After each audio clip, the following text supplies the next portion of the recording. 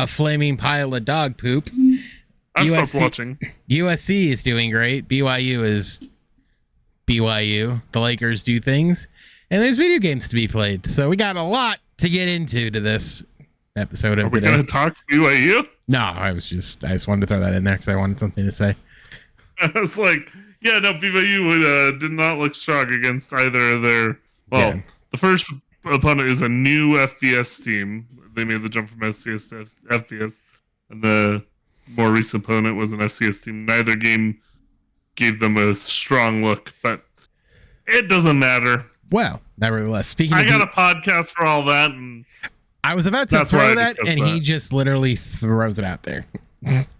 I was going to tease it, and he just gave away the answer. Yes, he does have a new podcast called Bryce on BYU. I wasn't going to give away the name. I was just going to say I have a podcast. I'll give the name away. Bryce on BYU. If you are like the other BYU fan, give it a listen. Oh man, I don't expect to get much traction on it. Much like this podcast, it's more just for my own fun. Maybe you can learn something. You can learn about failed USC quarterback Kevin Slovis. Eden. See, it's exactly how much I care about him. I can't get his name right. I can't get his name right. And he's a good talent. No, he was pretty good last week against Southern Utah, but obviously it depends on what they do going forward. We'll see. Tomorrow against Arkansas will be interesting. Mostly because if they can't run, then Arkansas is going to kill them.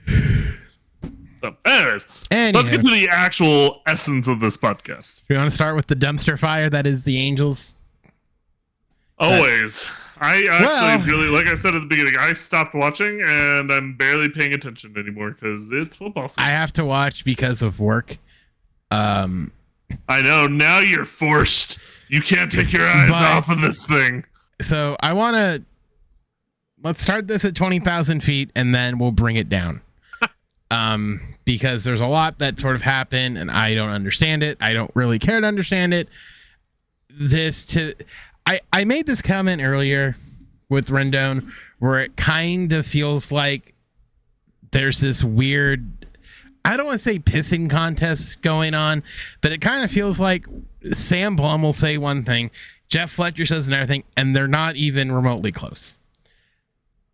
To be honest with you at this point. So I don't know necessarily who to believe, but I'm going to read Jeff Fletcher's stuff and then I'll read Sam Blum's stuff and then some interesting stuff. So this was earlier Friday afternoon. Anthony Rendon said he has a fractured tibia this whole time. He just found out it was fractured a few weeks ago. He said he didn't know why the Angels didn't announce that.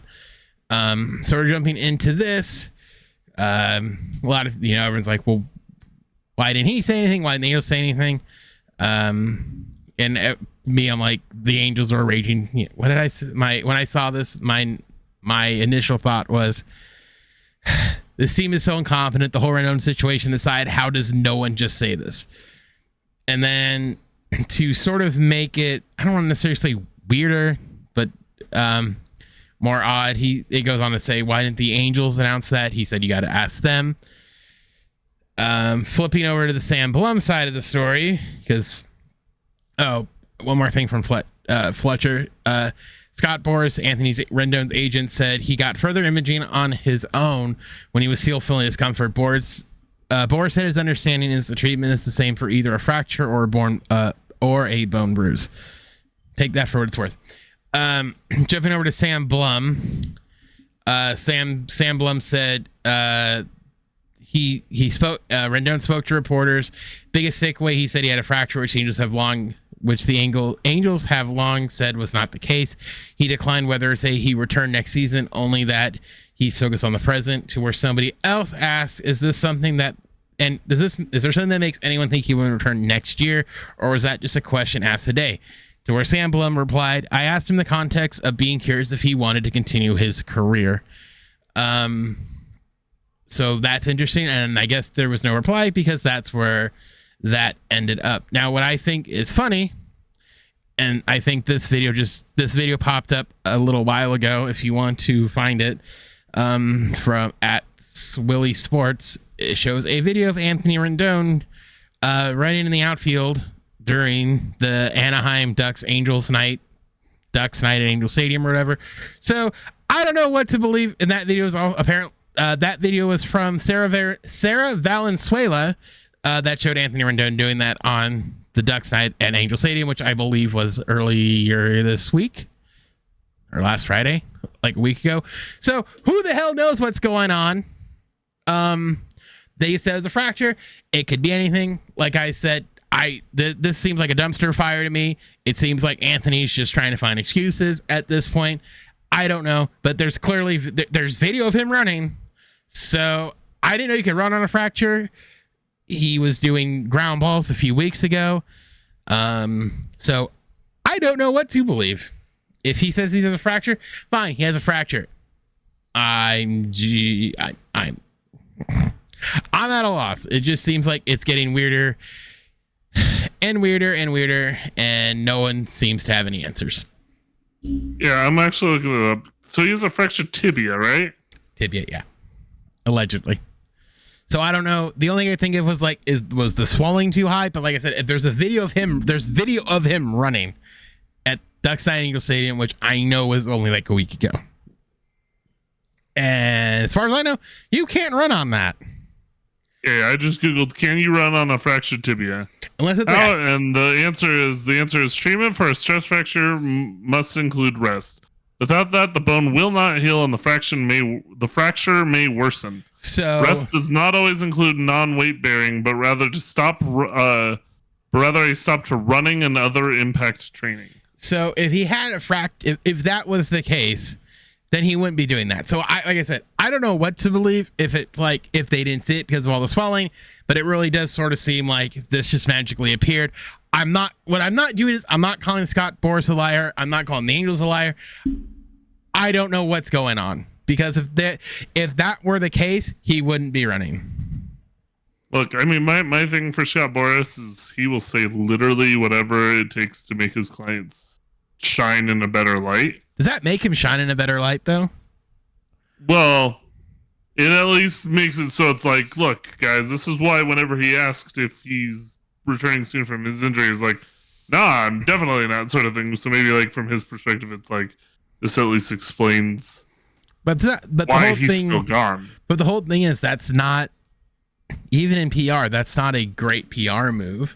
Because it sort of shows like, well, he's not a PR guy. No. But the whole thing is, it's like someone in his firm is they have a PR department. So why in the world would you want to make your client look stupid? Like he even says like, oh, well, it's the same thing. He was running on it at Ducks Night Angel Stadium last week. Like that's not a good. The point is like that's not a good look. That's what I'm trying to get at, is if that was the case and you had that suspicion, why would you even chance that?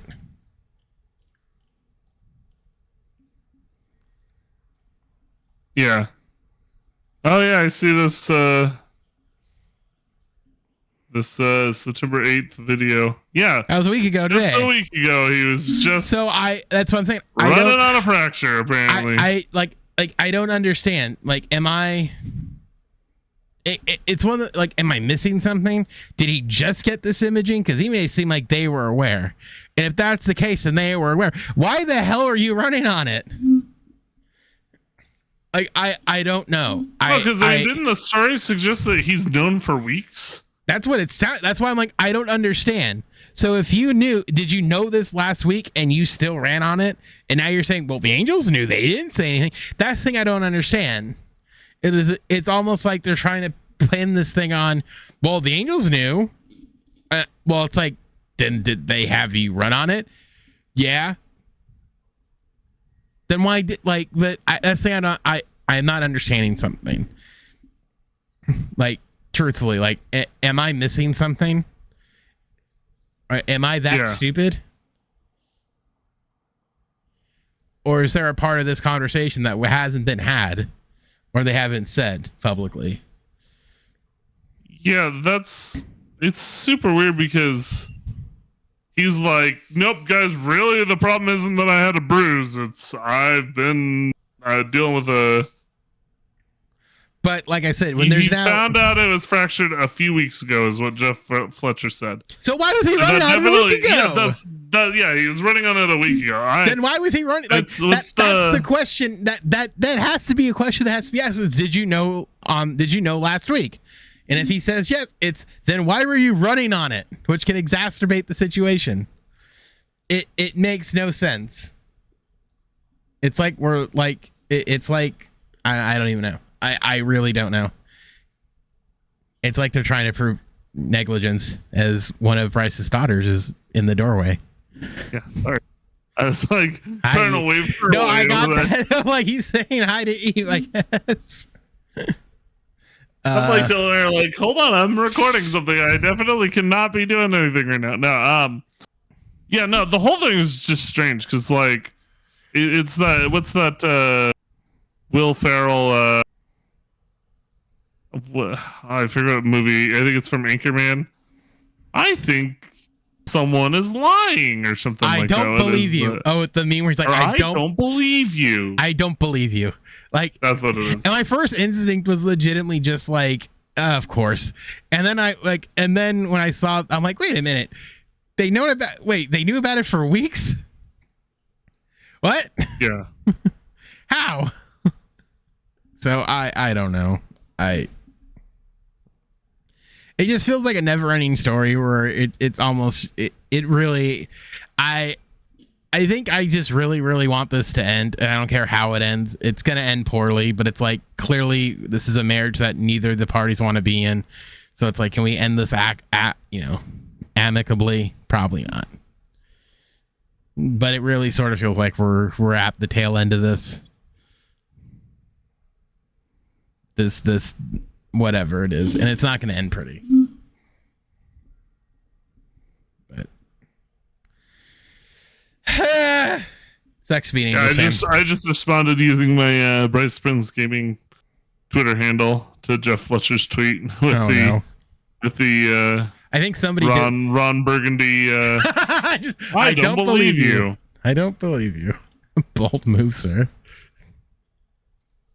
No, I don't believe Rendon. Like it's the problem is the evidence is all stacked against him.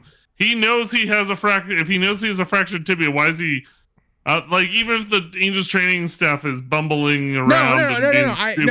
No, I agree. And they say, you jog up the field. Like then it's like he would be like, no, I can't jog up the field. I have a freaking fractured tibia that you guys diagnosed weeks ago.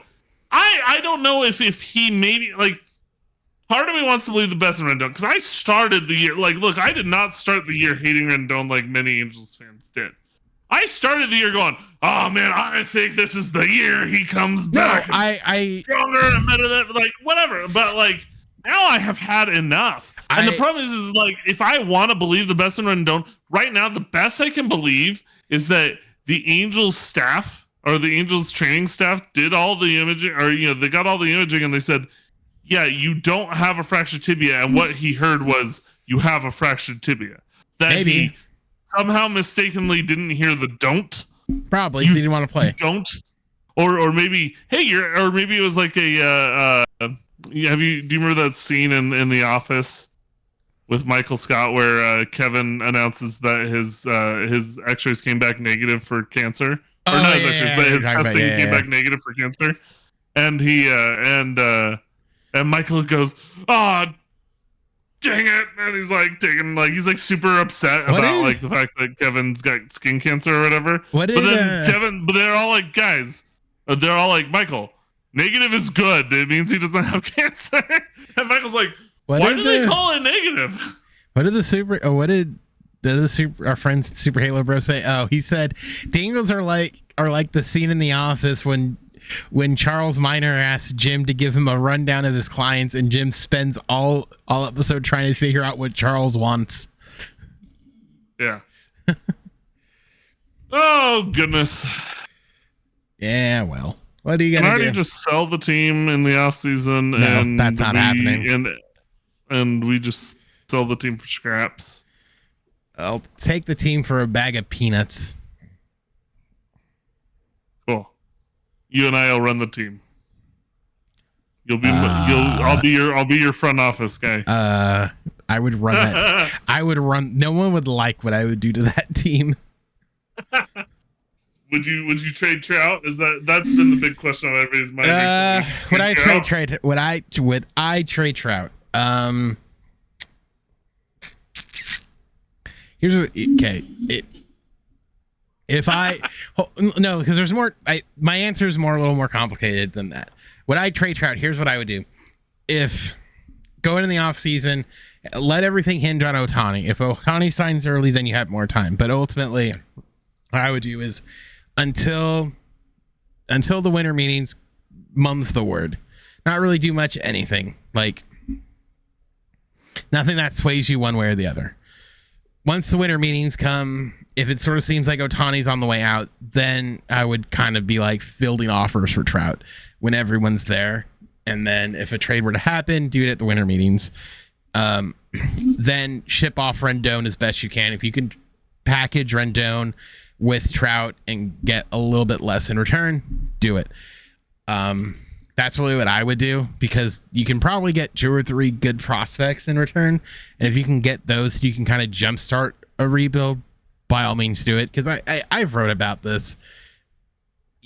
Play like a fourth. My biggest thing for them going into next year is play like a fourth place team. Don't have this giant salary, this giant payroll when you're not really going to compete.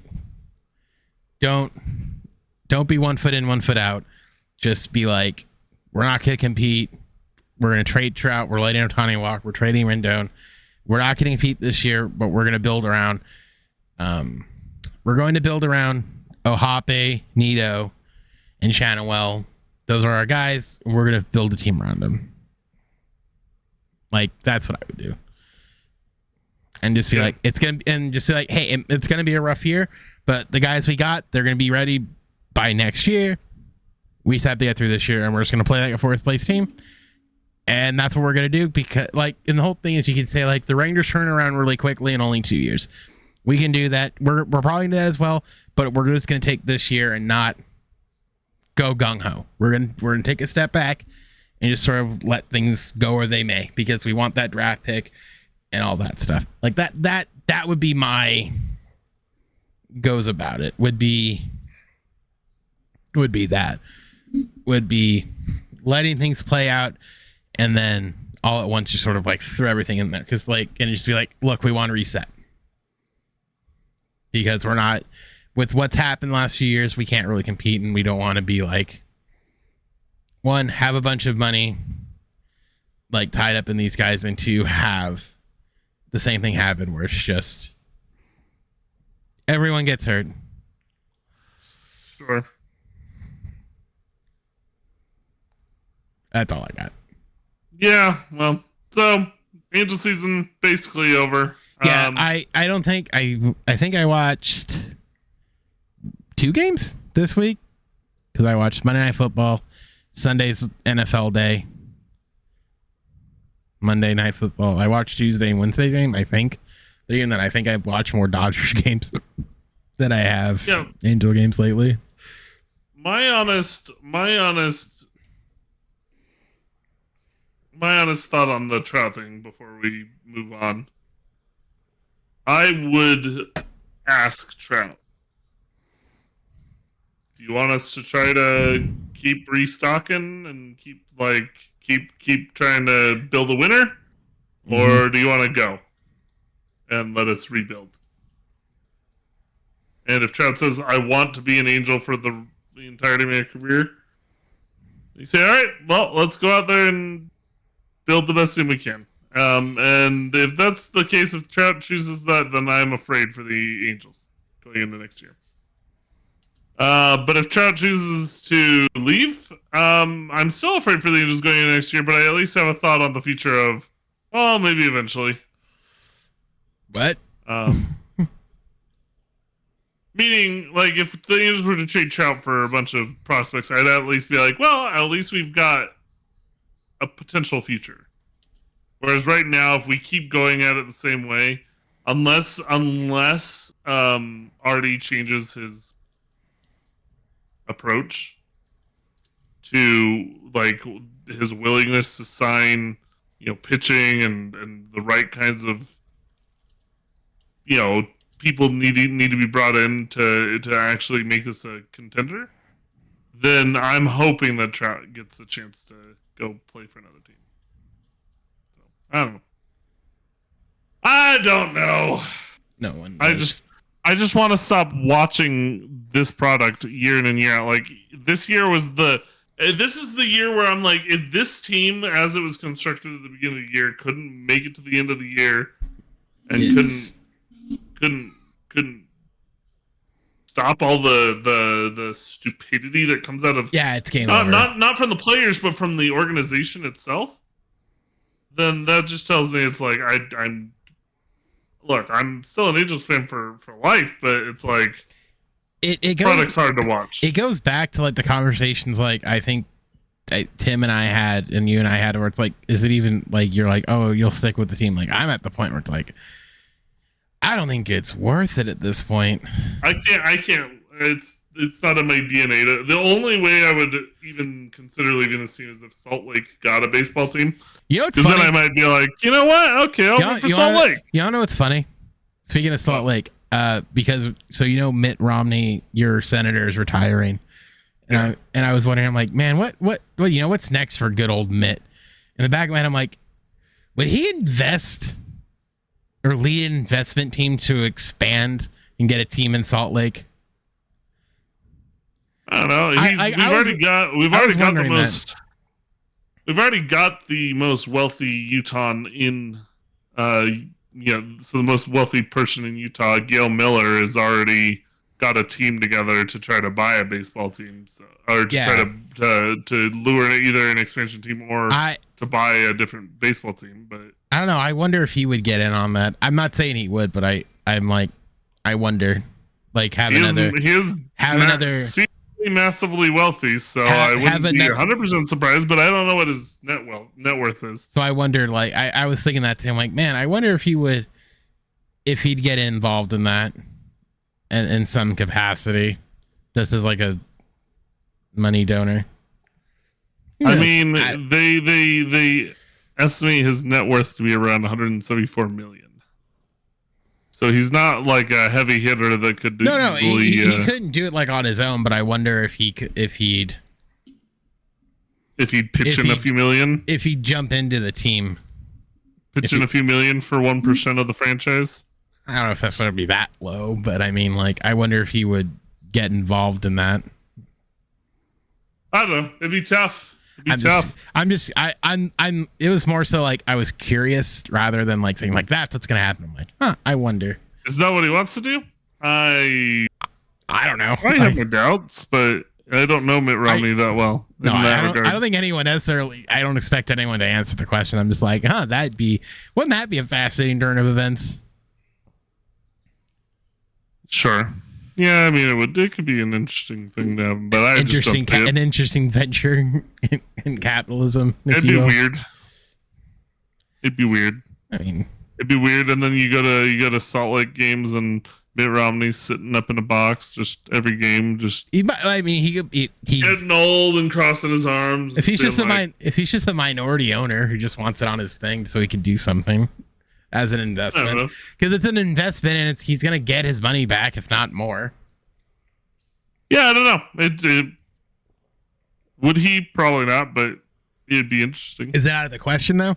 No, but I mean, I don't know how he chooses to spend his money, but I'm not either. Yeah, he's got a car garage in his home in Utah. But there you go. See, but that's about as much as I know in terms of his willingness to spend money. Like I said, would you pass up an investment that's guaranteed to just give you your money back and then some? That's all I'm at. That's all I'm saying. I'm not saying it's gonna happen, but or he runs for governor. Who the hell knows? Oh no, I think he's legit retired. No, I assume too. I'll tell you what my reaction was when we're off, but skeething away here. We had two big pressers this week in terms of video games. One I'm more excited about than the other, but we'll go over it because, hey, why not? So we'll start off with the Nintendo Direct. It was 40 minutes. It didn't really have anything special. I had some crazy ideas. Like I thought they would launch the original Mario RPG on the Switch's online service yesterday or whenever when it was a couple days ago as a surprise to kind of like build up hype. That didn't happen. That would have been cool. So the big news was a Paper Mario 1,000 Doors remake, and then a F-Zero game was coming out. So in terms of there was a lot in a little bit of time. So in terms of things sort of worth noting, I do want to point one thing out in terms of dates. Luigi's Mansion 2 HD comes out in the summer of 2024. And the reason why I'm highlighting that is there have been rumors floating around for a while that the Switch 2 was very much in development. And the reason why I'm pointing to like that date in particularly summer 2024 dates is Nintendo really likes doing things in the holiday season of that year. So and also too, oh no, this is this year. So as far as they go is summer of 2024.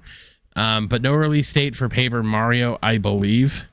So we gotta. So if you're kind of worried about, if you're thinking Switch 2's on its way, keep an eye on the official date for Mario the 1,000 Doors, Paper Mario 1,000 Doors. If that comes out not in the summer, but closer to the fall-ish, or even in the holiday, it probably means you're not going to get we're not getting a new Nintendo console next year in 24.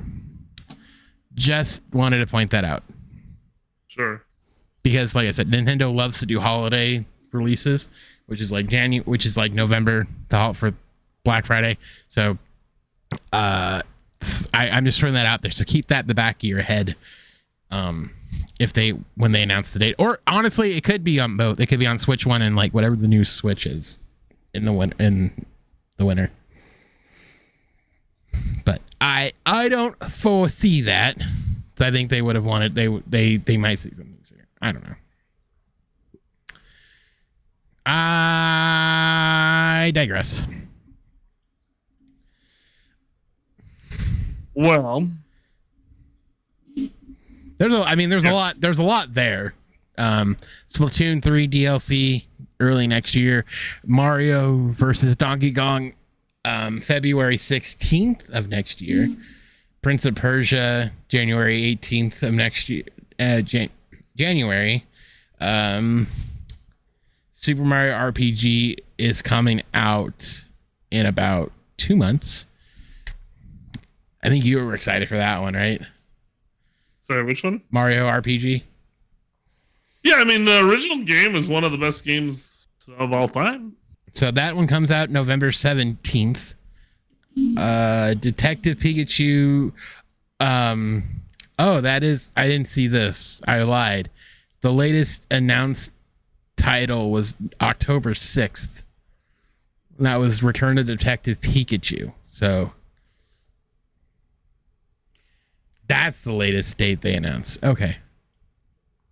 In terms of, what do you mean latest date they announced? For game announcements for games. So the latest one was Detective Pikachu, which is going to be October of next year. I mean, there's plenty that are later than that. On here? On this list? Yeah. Is there any? Wait, no, there's not. Later than October 24th of the next year? I see a lot. October 24th of next year? Yeah, because I was saying, keep these.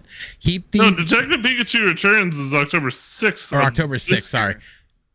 What year are we in, Bryce? 2023? Yeah, that says October 6th of 24. No, this is 23.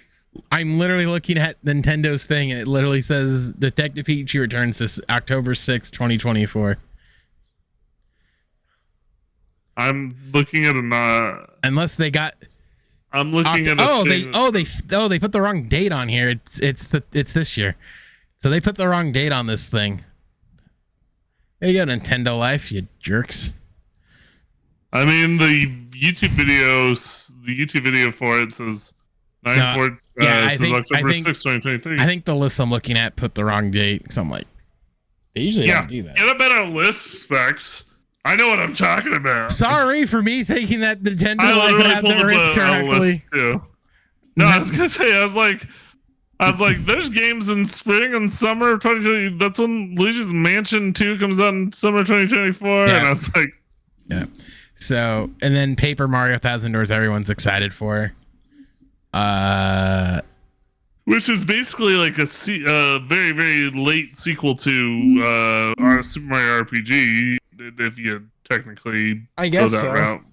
I mean, Paper Mario was supposed to be a direct sequel, more or less, to it. It had to change it up because it was technically still kind of licensed with Square, and at the time they weren't really working with Square. So.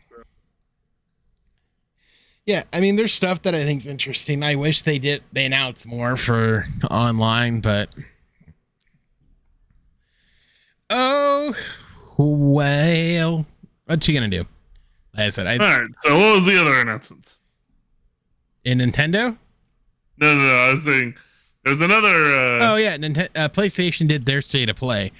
There were some surprises for me in this one.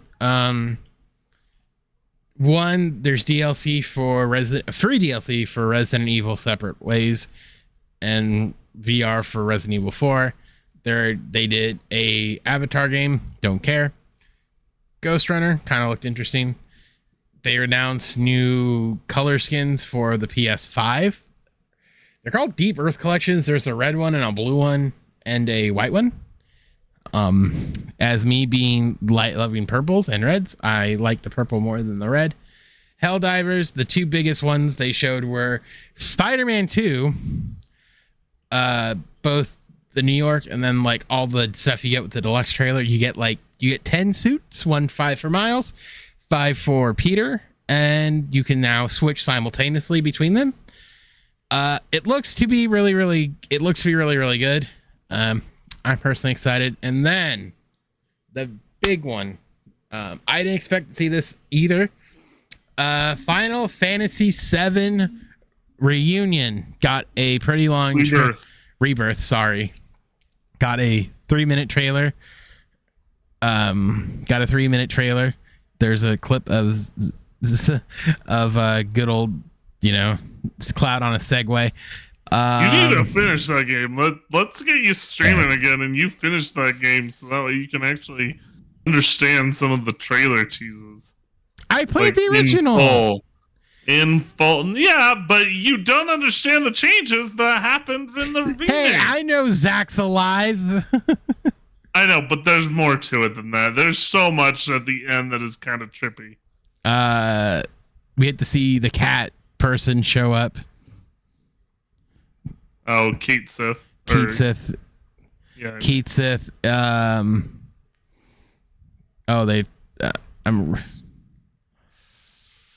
Keat Sith from Final Fantasy VII. The cat riding the what do we call it? Moga. Yeah. The Moki or whatever. Remote controlled cat. It's a cat on a plush, basically. I like how you're fighting with Sephiroth in some of this. So I have and apparently, you need to finish the game. Oh my god, fine. I'll finish the game. I don't even care if you stream it. I would love to see you stream it. But I don't even care if you stream it. I'll stream it in Discord. I'll stream it in Discord just for you. Okay. I'll watch you. It looks like What's Her Face isn't gonna be. You get What's Her Face too. It looks like. Oh, Yuffie. Yuffie. I love the little chibi fight you get with them. But I made this joke in my buddy Sean's stream when we were talking about it. I'm like, man, Zach's gonna show up and Aerith and Cloud are gonna be confused for very different reasons. Who's ready for a love triangle? Who's ready for 2 love triangles now? Yeah, well, I mean, or it works out. As you know, Cloud, as we know him, is basically Zach. Yeah. Basically, he freaked out when he had a panic attack. He saw Tifa basically dead. Yeah. and he had a panic attack and created a false identity for himself. That was literally Zach. Yeah. It was, yeah, I'm a soldier first class and I'm a perfect. But what's so funny is, despite that, Sephiroth is still like concerned with Cloud, despite all of that. So that's interesting. I mean, he in the original game he mentions about their destinies seemingly being intertwined and all that. They haven't really made that connection yet in the remake, which I mean, I guess they have to a certain degree. I don't know what if I had maybe you finish the game before you start making assertions like that. You want to know what my assertion is? I'll give you an assertion. They literally made Sephiroth Thanos at this point. Like, okay. Reality is whatever he wants it to be. I mean, am I wrong? Am I wrong? Kind of. Just play the freaking game so you can understand it. What if I don't? What if I don't want to? Well, then don't. Oh, well. I don't care. But I'm not your mom. I'm very excited for Spider-Man. I love the first two. I love the original the Marvel Spider-Man, the first one. Miles Morales felt like a DLC to me, honestly. I don't think you've played either of them, have you? Nope. They're great games. I really like Spider-Man. Like I said, I love the first one more than Morales, but that was fine. They combined them both for this one. I love it. I probably won't get the game like at launch, but I really want. That's like, please, get me. That's one of the games where I'm like, get the deluxe, get those suits. It's like what makes Spider-Man fun is all the suits you can get. One of those games where you wanted to be on PlayStation's version of Game Pass, so you could just download it and play it for a few weeks. I mean this. If with how Sony is failing at that when it comes to their online service, it's like they're pushing out consoles, but online wise, it sucks. And I'm like, we're reaching a point where it's like I have mine to auto renew. I'm probably gonna turn it off because I'm not paying, I think, $80 now or $80 for it anymore. Like I much rather, you're better off getting a key, like one of the like a CD key for it for like discount now. Yeah, because they don't offer a whole lot at this point. But if they did have a model where it's like, where it is like Xbox, where it's like a $10 model and then a $15 model, or 15 and 20. And you get their whole catalog, because what they have now is they do have their version, but their version isn't like, I think. Well, then they're also not putting all the top, like, no, they're not. Microsoft got Starfield, comes out and Microsoft's like, all right, put that baby up there. So PlayStation Premium's $150, and they don't give you. All they give you is a catalog. So what they give you for the $150, where the hell did it go? For $150, they give you premium here for free. What the sweet Sammy Hill's going? Okay, for premium they give you game trials, cloud gaming, the game catalog, Ubisoft classics, monthly games, multiplayer, exclusive discount, share play, cloud storage, exclusive content. And all this can be yours for $50 a month. Or for me, it's $50, or like $150 a month. And the classics that they're telling you about, like, hey, this is what this is what we're offering you. In terms of just like the catalog wise, you get all these Assassin's Creeds, but I think you can get those like on PC. You get Rayman. Like they have some games on here that I'm like, oh, that wouldn't be bad. Like Ratchet and Clank Rift Apart being on here is good. I thought they had Resident Evil on here. They have the Far Cries. They do have a lot of the Final Fantasies on here. They have Intergrade. They have the remastered on here. X/X-2 remastered, Zodiac Age, all that stuff. So it's not like they don't have stuff on there, but the biggest gripe I'd have is Microsoft is giving you all of this and then some for a fraction of the price. Which to me, it's like, well, they can, why can't you? Well, we're going to give you more quality. That's the thing, is Sony doesn't like to be pushed into what do you might call it? Into like offering this kind of thing. Like, yeah, no, they're like, yeah, Microsoft's doing it, but that doesn't mean we have to. You guys love it. It's that same. They have that same mentality as Apple does. It's like, you guys will come to us regardless of what the other guys are doing. Like the whole thing, I for a while, like, I know Assassin's Creed was on Game Pass for a while. Yeah. So it's like, there's certain things like they do that I'm just like, I don't understand, but it's one like I've always wondered, like, would they learn at some point? And it's almost like they kind of don't, to a degree. Sony, for me, is only just a step above Nintendo in terms of how well they want to serve their customers. I would agree with that. I'd agree with that to a certain degree, where it's like, apart from like the Sony exclusives, like the Spider-Mans and stuff, it's skewing back to like, you're better off just being straight up PC or Xbox. Yeah. Which we haven't been at, because like everybody says, everyone, the PS5s outsell the Xboxes, but in terms of like the online sales, Game Pass outdoes Sony. Yeah, no, for sure. For sure. So, yeah, no, the thing I think I'm excited about with all that was Rebirth is, there's reports saying the exclusive rights for the PlayStation 5 only run through like the end of May. So what, 90? That's 90 days, right? Give or take. Yeah, it's like a really short, like, that's the original one. The original one, it was like, well, the original one, it was like a year or two before it could finally, but it's like, yeah, it's like 90 days, and they're going to be like, it'll be out. Okay, now it's on PC, sort of thing. Yeah, which is fine. It looks like Square, I think, saw the base that they established with the original, with the remake.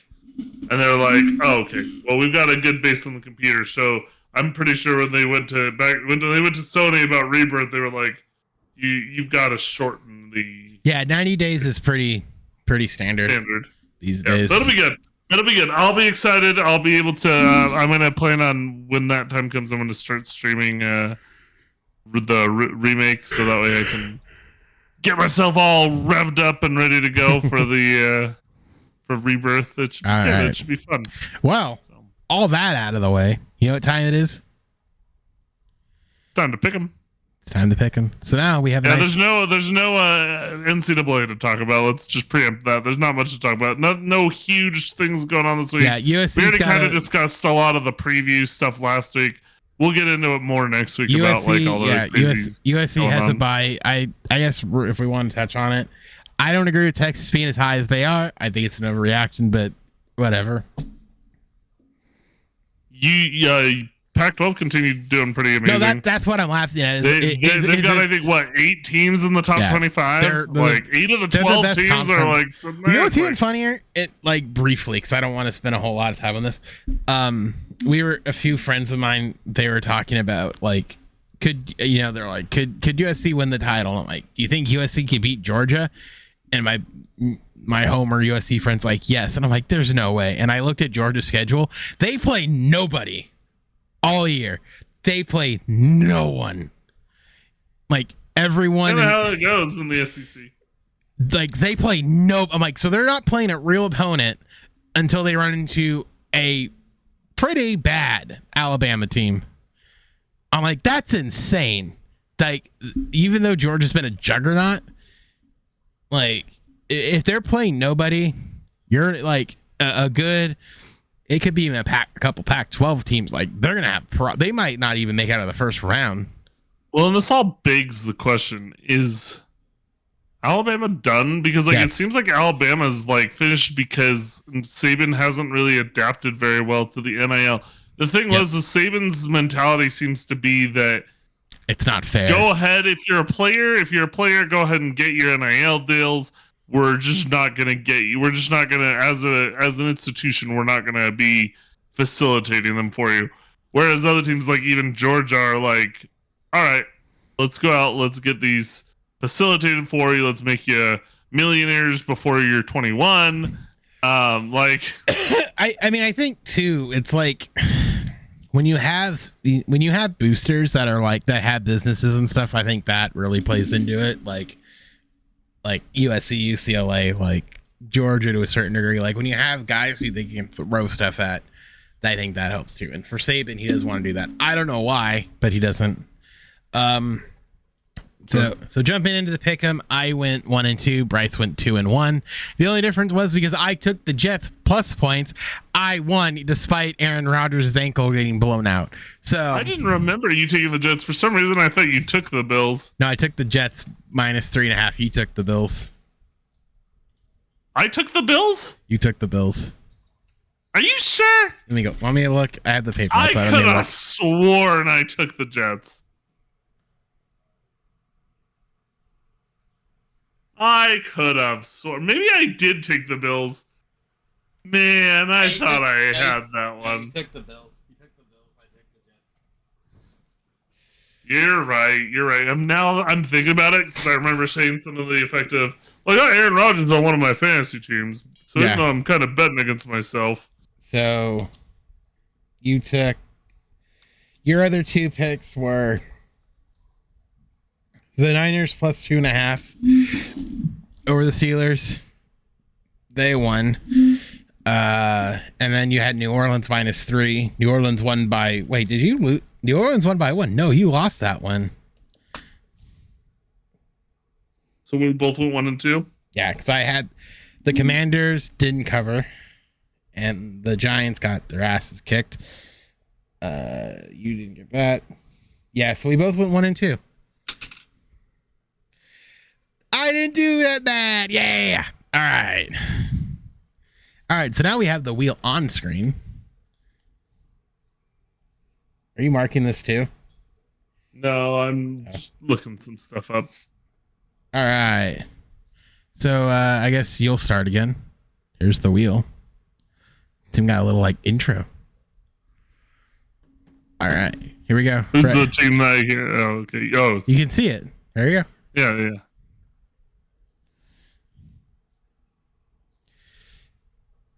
The Carolina Panthers.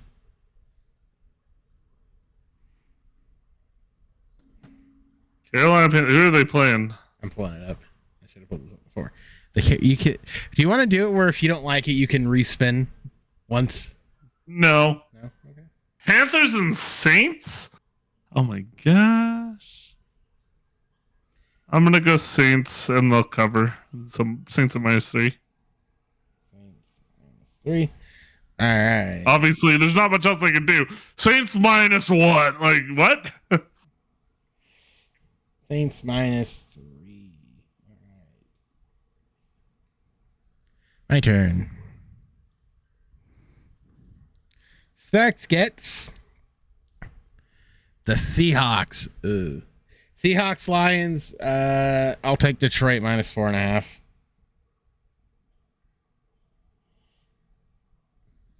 Seattle looked horrible last week. All right. Bryce's second game is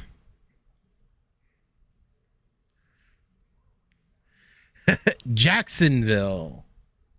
They play the Chiefs, and the Chiefs are favored minus 3.5.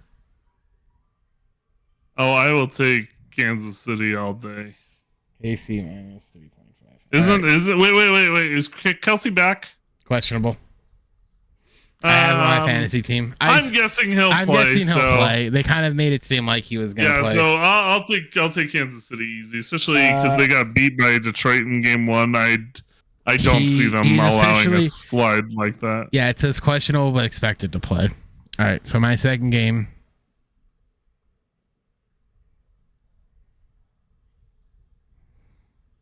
Oh, the Saints. Oh, you're taking one of the same games I already took. I'll spin it again because we don't want duplicates. So I would just take the Saints again.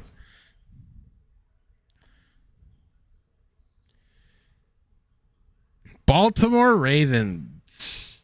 They almost didn't recognize that logo. Baltimore. They play. Who do they play? Oh, they play. Wait, who are they playing? Baltimore. They play the Bengals. Cincinnati -3. I'm gonna take Cincinnati. I think they bounce back. All right. So the Monday. Okay. So the Monday night game. There are 2. So what we'll do is, I guess. Well, you. Oh wait, you picked the Monday night game already. I forgot. That's on a Monday night. So do you want? Well, then let's just both pick the Cleveland-Pittsburgh game. Okay. So Browns.